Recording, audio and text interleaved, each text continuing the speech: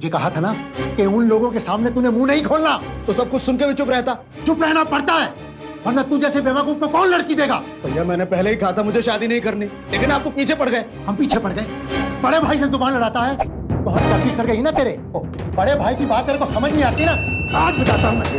बोल बोल, शादी करेगा कि नहीं? करेगा या नहीं? बोल बोल, शादी करेगा कि नहीं? बोल बोल बोल, अब बता। चल बेटा।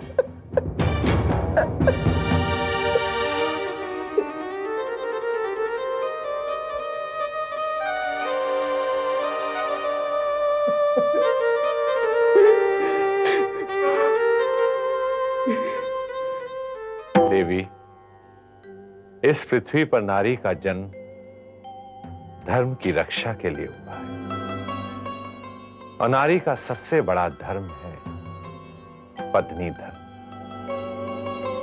और यह धर्म विवाह के पश्चात ही संभव है। स्वामी जी, मुझको लगता है मेरे लिए इस संसार में कोई लड़का है ही नहीं। ऐसा नहीं है देवी, प्रतीक्षा करो, एक दिन वो तुम्हारे सामने अवश्य आएगा। लेकिन शादी करने की मेरी कोई इच्छा नहीं है। अपने माता पिता के वंश को आगे बढ़ाना तुम्हारे लिए अनिवार्य है देवी। आज जो माता पिता के संबंध तुम्हें पूरी सुरक्षा प्रदान किए हुए हैं, कल जब वो नहीं रहेंगे तो क्या होगा? इस बारे में तुमने कभी सोचा? कल के बारे में कौन सोचता है? कल जो होगा वो देखा जाएगा। ये उचित नहीं है देवी। कल अगर तुम्हारे पास कोई नहीं होगा तो जीवन बिताना बहुत कठिन हो जाएगा। स्वामी जी, कल के बारे में सोचकर मैं आज क्यों दुखी हूँ? देवी, दुख के बिना जीवन कहाँ है? जहां दुख है वहीं प्रभु, इसीलिए उन्हें दुख बंधु कहा गया है। मेरा कहा मानो, यदि तुम्हारे माता पिता कहीं तुम्हारी विवाह की बात कर रहे हैं तो उन्हें इनकार मत करो, क्योंकि विवाह एक सामाजिक रीति है जिसे इस उम्र में निभाना तुम्हारे लिए अनिवार्य है। अरे हिम्मत। जी स्वामी जी। तुम कब आए? बस अभी थोड़ी देर हुई। अच्छा स्वामी जी, मैं चलती हूँ। तो क्या निर्णय लिया तुमने? आपकी बातों का मुझ पर असर तो जरूर हुआ है, फिर भी मैं 1-2 दिन सोचना चाहती हूँ। जैसी तुम्हारी इच्छा। सुख प्राप्त हो।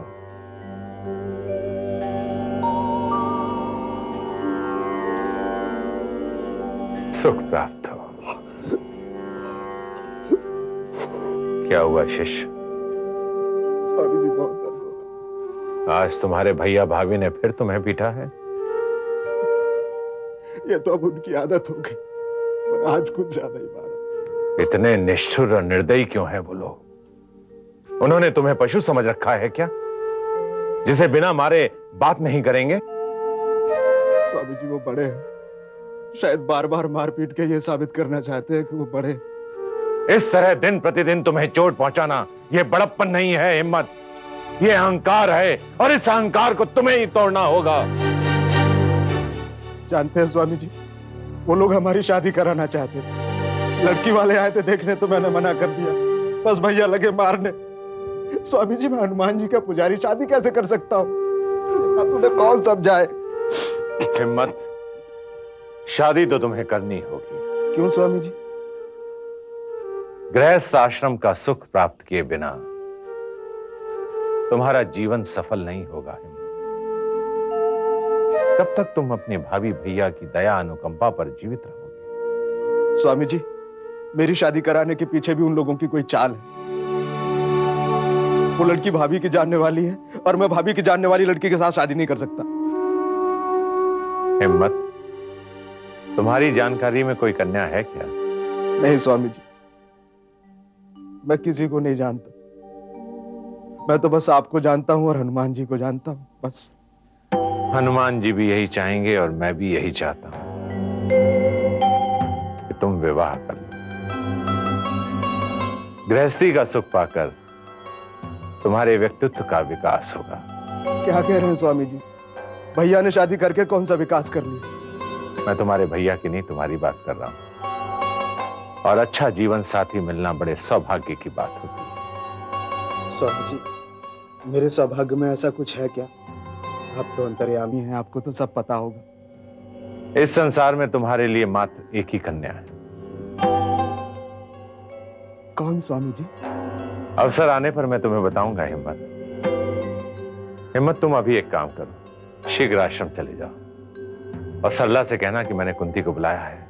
अच्छा स्वामी। मुझे एक आवश्यक कार्य की चर्चा करनी है और शीघ्र कुंती को लेकर चले आना। मैं तुम्हारी प्रतीक्षा कर रहा हूं। जी स्वामी जी, मैं अभी गया अभी आया।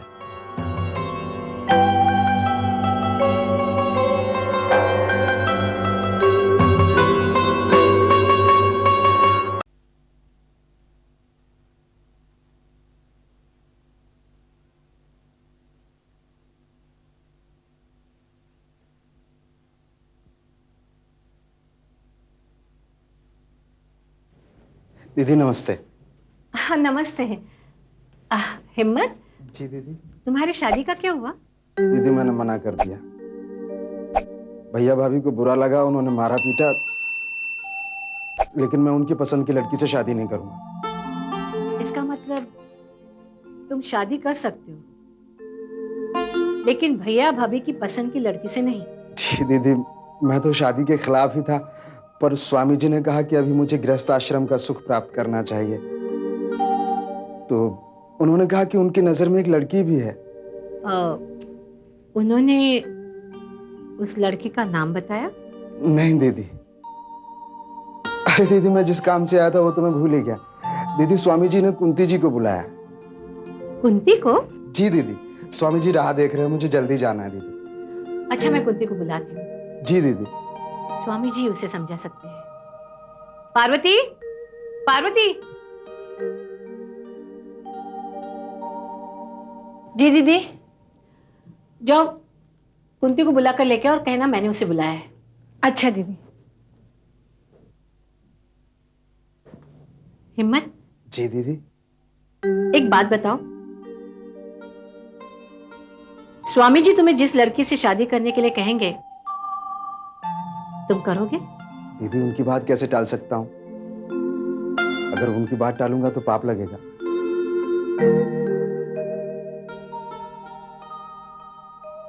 कुंती, तुम्हें हिम्मत के साथ स्वामी जी से मिलने जाना है। उन्हें तुमसे कुछ जरूरी बात करनी है। किस बारे में? ये तो तुम्हें वहां जाकर ही पता चलेगा। हिम्मत। जी दीदी। जाओ कुंती के साथ।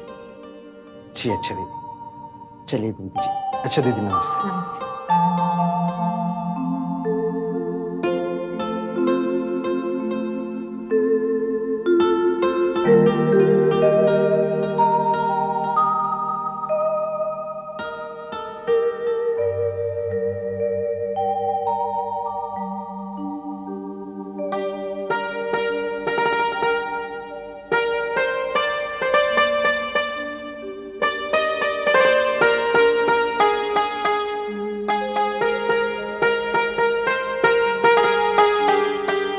कुंती जी, आप यहाँ बैठिए, मैं स्वामी जी को खबर देता हूँ। जी।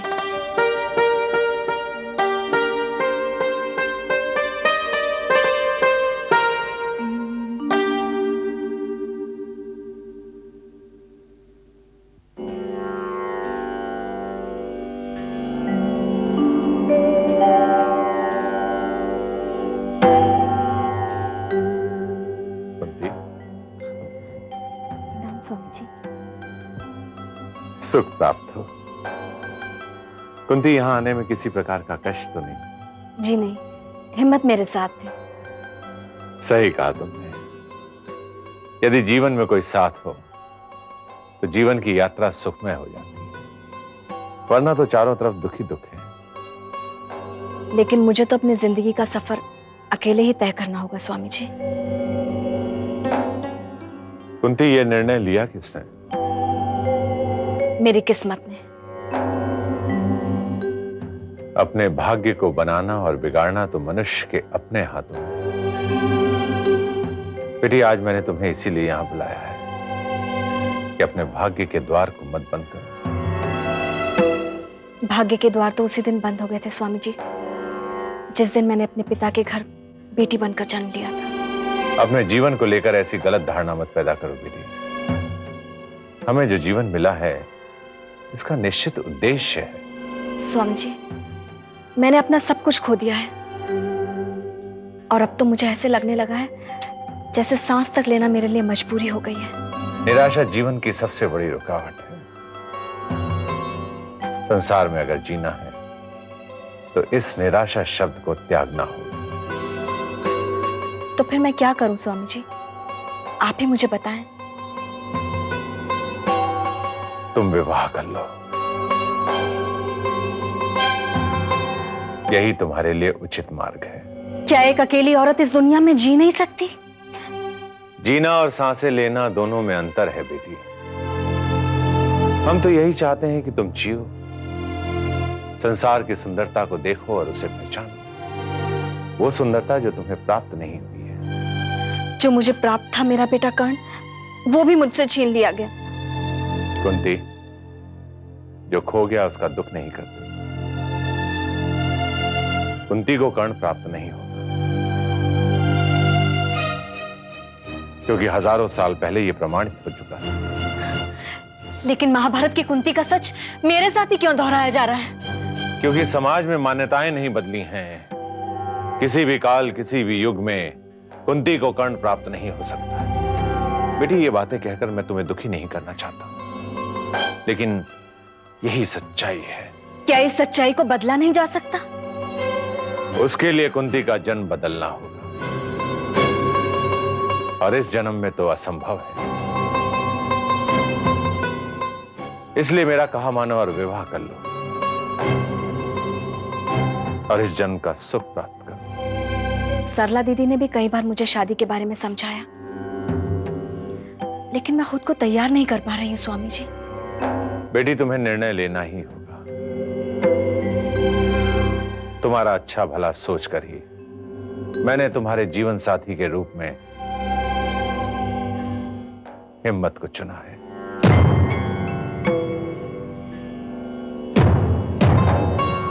बेटी, मैं तुम्हारे पिता समान हूं और जब कोई पिता अपने बेटी के लिए कोई संबंध निश्चित करता है तो यह सोचकर कि मेरी बेटी को सारा जीवन सुख प्राप्त हो। स्वामी जी, आप जिस सुख की बात कर रहे हैं वो सिर्फ मेरे लिए एक समझौता होगा, एक ऐसा बंधन जो मुझे कोई खुशी नहीं दे सकता।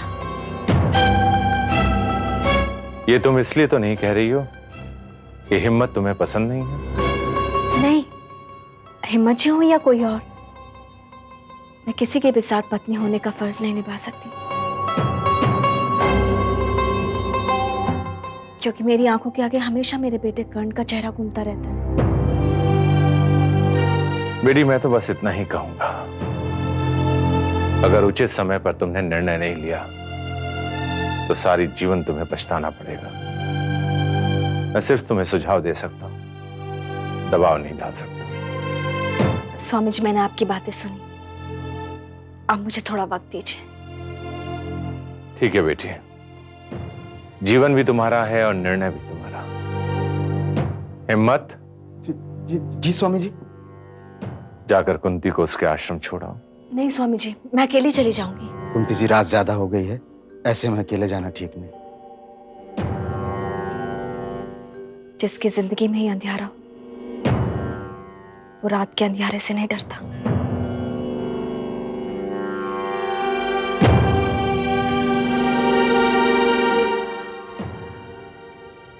बस सुख प्राप्त।